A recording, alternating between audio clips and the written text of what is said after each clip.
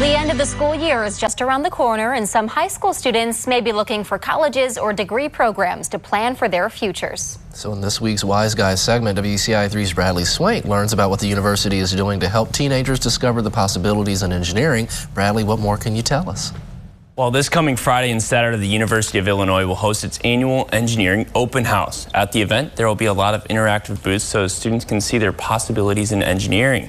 In this week's Wise Guys, we take a look at one of the experiments and talk about what you can expect to see at the event.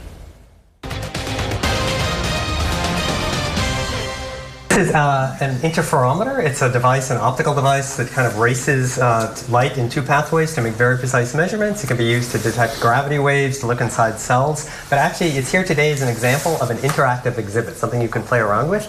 And there are coming next week going to be many more of these around campus as part of the Engineering Open House, which is an annual event that happens here. And I've actually brought Rucello here, who is the co-director of that event for this year. Do you want to say more? Yeah. My name is Rucello. I'm a senior in industrial engineering here at U of I, and I'm this year's EOH, which is short for Engineering Open House, co-director. This is the 102nd year of Engineering Open House here at U of I, and simply put, it's the nation's largest student-run STEM fair. Yeah, and that being said, if it's the largest of something, which is we have a lot of here, what all is going to be there and how much? Yeah.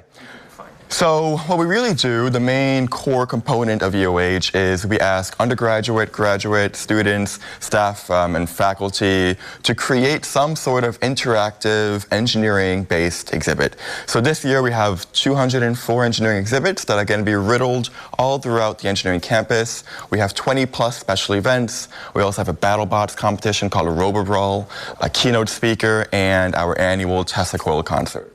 Alrighty, and where are some of these going to be? Got it, yeah. So if you just drive down to U of I and you head anywhere near the engineering campus, you will see it. Springfield and Matthews will be closed, so that's also a huge indicator. The sounds of robots crushing each other is also another major indicator to look out for. But it's going to be taking place in pretty much most of the engineering buildings. So that's such as City Lou Mechanical Engineering Building, Loomis Laboratory. It's also going to take place on the Bardeen Quad and North Quad in the ECB territory. Let's take a look at some other projects. So we're now at the Ventichow Hydro Systems Lab. I'm here with Rucello, and who do we have with us now? Yes, this is Rohini, and she'll introduce herself. She is our Director of Exhibits this year. Awesome. So what is your job, and what kind of stuff are we going to be able to see? Yeah, so part of Director of Exhibits, my job is to get all these exhibits together and actually have them register and figure out different RSOs, undergrad students that want to be a part of it, as well as grad students.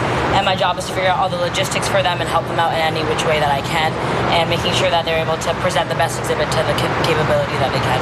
All right, so we're at this massive hydro experiment thing. You know, what are some of the stuff like this? Where and what are they going to be able to see?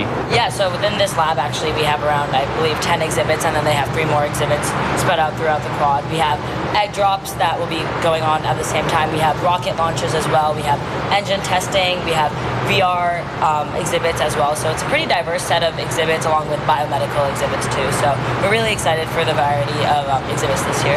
And in this lab, what we'll be seeing a lot of is just kind of how water interacts with each other and soil and nature, and kind of seeing those phenomena in action. Alrighty, now we're going to go talk to Jack, and Jack is going to actually show us one of his experiments. I am here with Jack. Jack, what is this? This is a spillway flume. So what we're going to do is simulate a flow over a low head dam. So I'll go ahead and turn it on. So Jack, can you kind of explain what is going on here as this fills up? Yeah, so what we're going to see is a standing wave form down at the end of the flume here, and it's going to kind of migrate back. So this is the standing wave. It's going to migrate back to our low head dam. So unlike a large dam like the Hoover Dam, low head dams are much smaller and the water flows over. We're going to see a recirculation zone here, and this is what makes low head dams so deadly. The water, instead of flowing downstream, actually recirculates back upstream. To kind of show that, I'll throw our little boat friend in here and see what happens to him.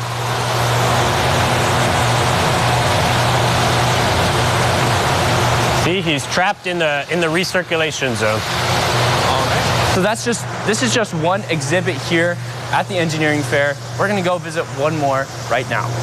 Where are we now, Richella? We are at the campus instructional facility.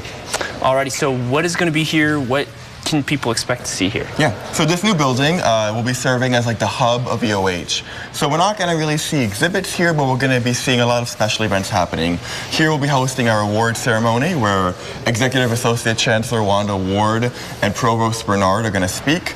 We'll also have our keynote speaker, a senior engineer at Oracle, Todd Little, and then we'll be hosting over 4,500 field trip students, K through 12, on these steps.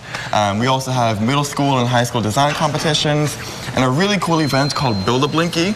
Build a Blinky is a non-profit organization that teaches kids how to solder parts onto a custom circuit board of the shape of the EOH logo. If you're coming down to EOH and you want to start off at one certain location, I suggest you come down to this building and we'll have a visitor's booth table where you can pick up t-shirts, other items, get maps, and so forth.